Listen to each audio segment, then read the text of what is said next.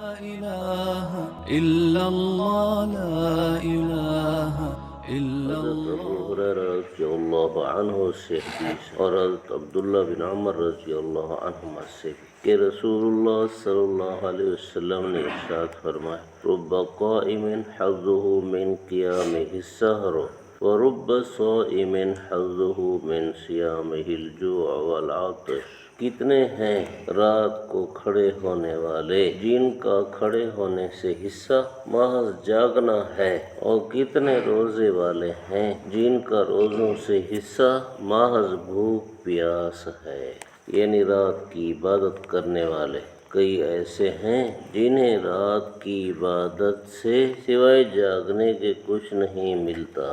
اگر دکھاوے کی نیت سے رات کا قیام کریں گے تو دکھاوے کی عبادت تو ایسی ہے کہ جس پر اجر تو کیا ملے، سزا ملے گی. شہید کو، عالم اور قاری کو اور سخی کو محض دکھاوے کی وجہ سے شہادت، سخاوت اور قرآن شریف پڑھنا اور وعظ و نصیحت کرنا بچائے گا نہیں، دوزخ میں لے جائے گا.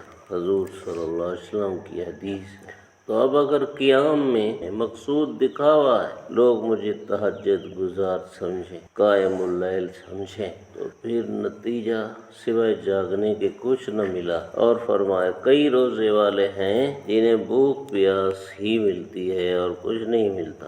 کس وجہ سے؟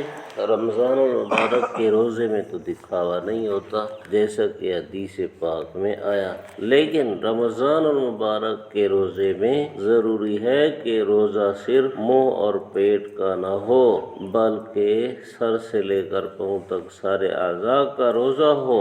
یعنی یہ اعضاء اللہ کی منع کی ہوئی باتوں سے رکے ہوئے ہوں.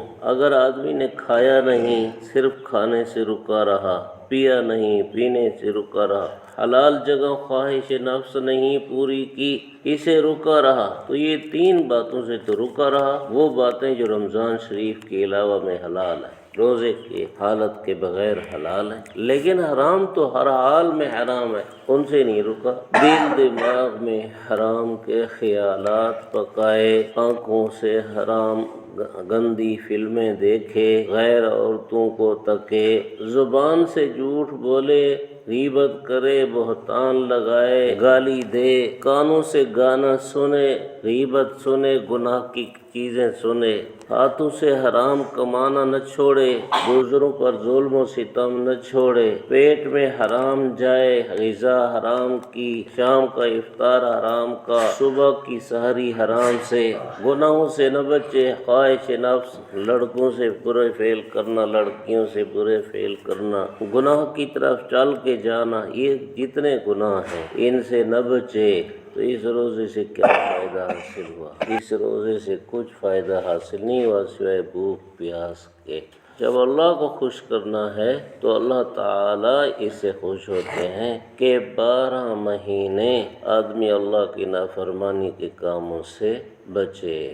جیسے اللہ والے مثال دیتے ہیں کہ بھئی ایک بیٹا ہے باپ کا، اور وہ جسمانی خدمت خوب کرتا ہے اپنے باپ کی، اس کے جسم کو خوب دباتا ہے، لیکن باپ جو بھی حکم کرے یہ اس کی نافرمانی کرتا ہے. تو اب بدن دبانے سے، تیل لگا دینے سے اور دوسری خدمتیں کرنے سے اس بیٹے سے باپ راضی نہیں ہوگا جب یہ نافرمان ہے. بندہ عبادتیں خوب کرے، ذکر اذکار تسبیحات خوب ادا کرے، روزے کا پورا پابند، باجماعت 5 نمازوں کا پابند، تہجد کو بھی اٹھے، اشراق وابین بھی پڑھے، چاشت بھی پڑھے، دوسری نفل بھی دن کو رات کو پڑھتا ہو، لیکن گناہوں سے نہیں بچتا، تو اسے اللہ خوش نہیں آتا. الحمدللہ رب العالمین.